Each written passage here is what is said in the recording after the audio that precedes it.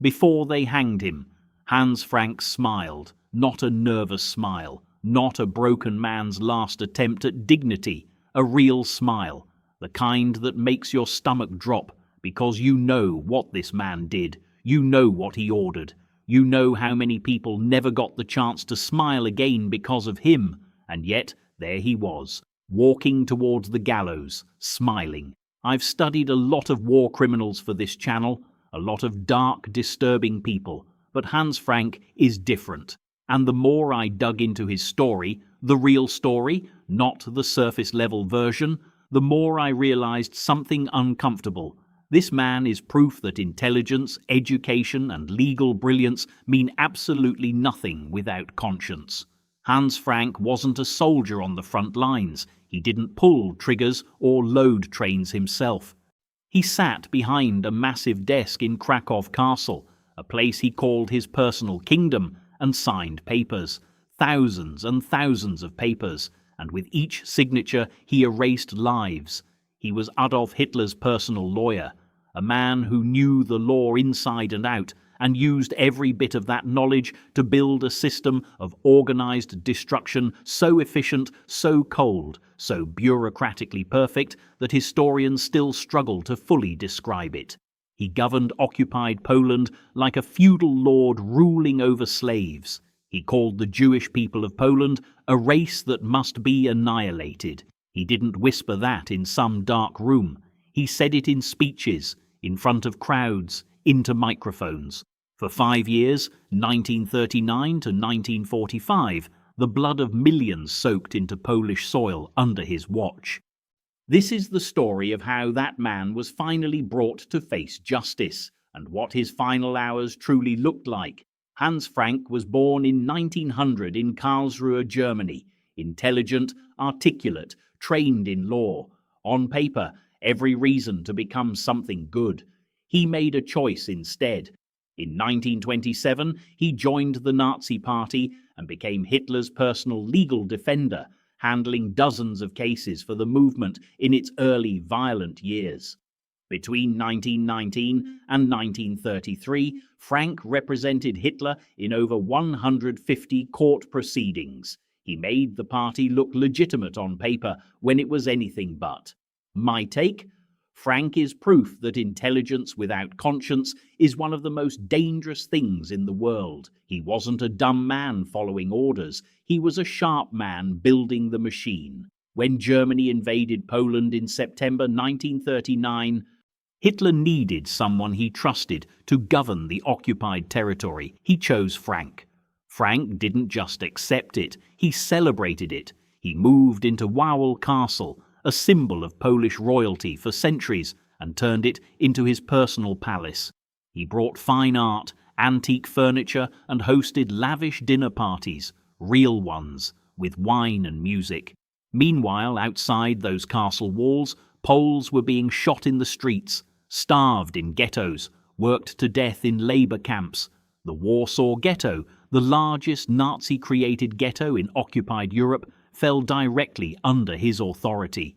Over 400,000 Jewish people packed into an area of 1.3 square miles, deliberately starved, deliberately dehumanized.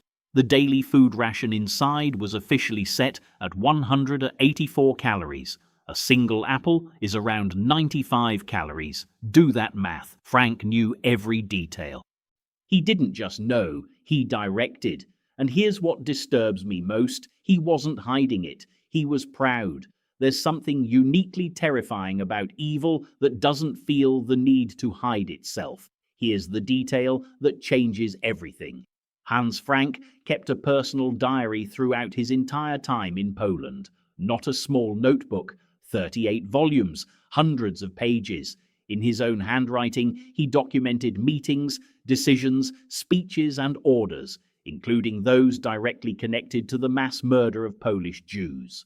One entry from December 1941 reads, and I'm not paraphrasing here, Frank telling his cabinet, "We must annihilate the Jews wherever we find them." He wrote that down, voluntarily, in his own journal. I've thought about this a lot. Why would someone document their own crimes so thoroughly? I think Frank genuinely believed Germany would win the war. He was writing for a future where he'd be celebrated, not prosecuted. That level of certainty, that arrogance, is almost impossible to wrap your head around. When American forces captured him in May 1945, Frank handed over all 38 volumes himself. Whether it was guilt, strategy, or spiritual collapse, nobody fully knows. But that stack of journals became the most devastating self-incrimination in the history of the Nuremberg trials. The Nuremberg trials opened in November 1945. 21 of the most powerful men in the Nazi regime sat in the dock. Frank was among them, and from day one he was different from the others. While Hermann Goering smirked and performed arrogance for the cameras, Frank broke early. He reconverted to Catholicism. He drifted from it during his Nazi years. He began speaking publicly about guilt and collective responsibility.